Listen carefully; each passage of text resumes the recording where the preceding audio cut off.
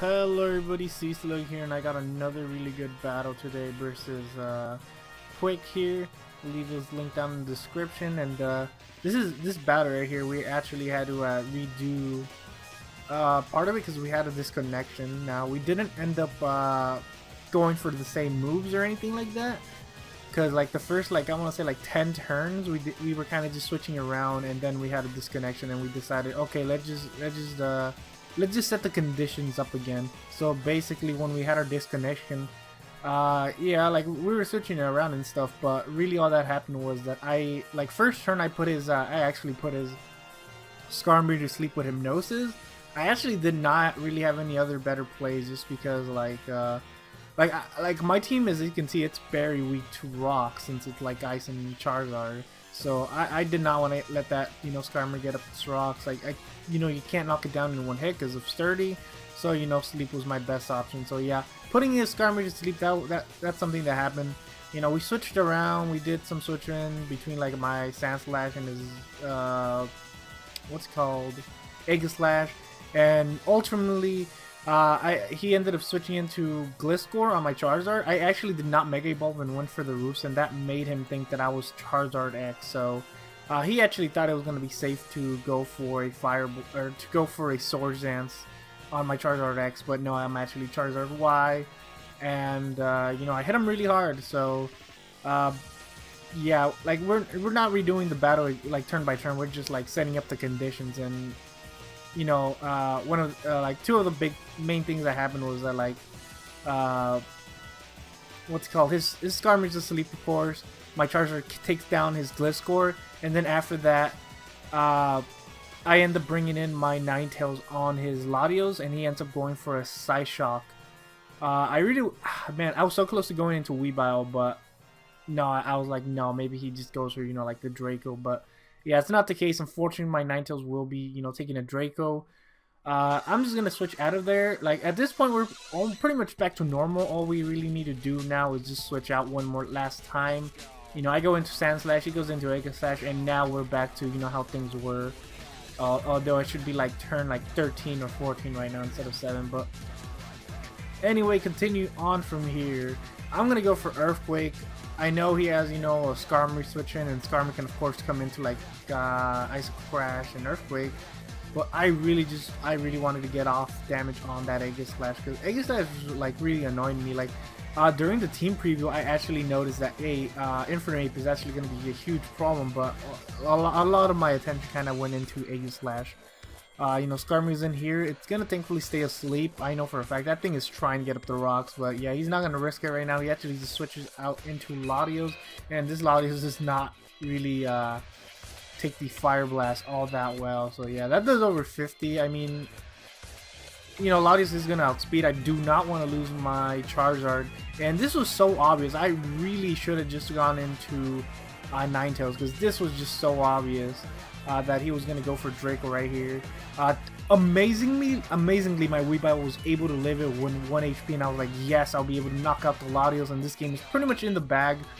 But unfortunately, the Latios is Choice Scarf. Oh my god, that was just so frustrating. But I mean, like, I lose my Weavile, which really sucks. But like, I mean, whatever.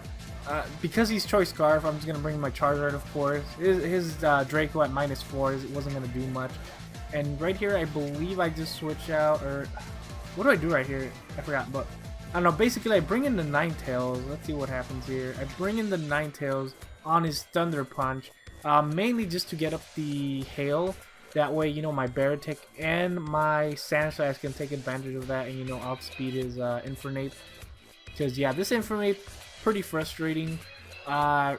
Really, my best way of dealing with it is to just use my Mamoswine with its Focus Action, Earthquake it. But, yeah, he still has, Skarmory and Egg Slash, so yeah, man, it's kind of annoying. Like, I kind of just need to, like, break through, like, kill some of his Pokemon just so I can, like, break through, like, his defenses, I guess. But I predict him switching out to Tangrowth or something else on his Infernape, so I go for the Icicle Crash. Unfortunately, I don't really predict that again. It was so obvious that he was going to switch again.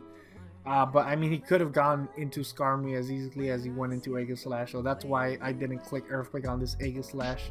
Right here, I was honestly pretty surprised that he went for Shadow Sneak instead of Sacred Sword, because if he went for Sacred Sword, he would have taken this Earthquake in defense mode, and I think he would have been able to live it, and then he would have just knocked out my Sand Slash. But he told me after the battle that he actually went for Shadow Sneak.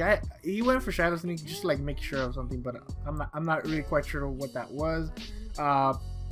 Unfortunately, that does mean that he's able to get in with his Skarmory right here.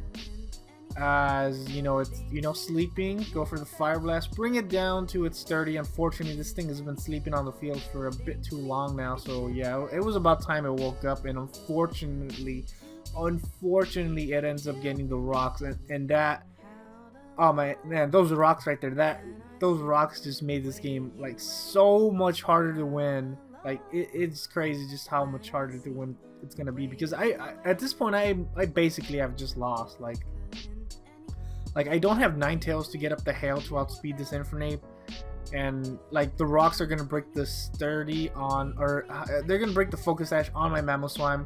As I bring in the Mamoswine right here on his Thunder Punch, of course, and Thunder Punch will actually kill the Charizard. I was hoping that maybe Charizard could live, but no, it's not gonna be the case.